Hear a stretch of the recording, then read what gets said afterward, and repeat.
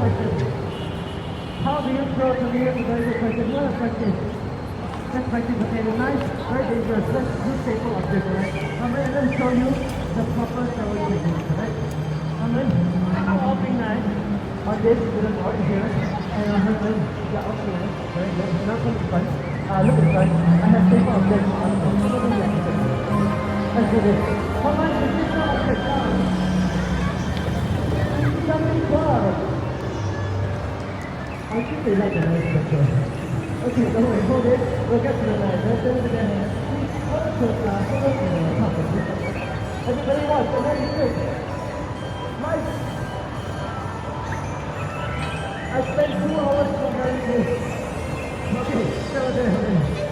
Okay, now then, let's take hold the handle. I'm going to show you the proper throwing technique. Maybe it will be the one, but just because of the right one. I'll show you the proper way. Okay, now this is how you want to go. I'm going to touch this, and please throw it like this. You're going to push it in. I'll put it up, okay? I'll put it up. Let's touch it. Let's touch it. Let's do it like that. Let's try it. Push. Perfect. Now you try to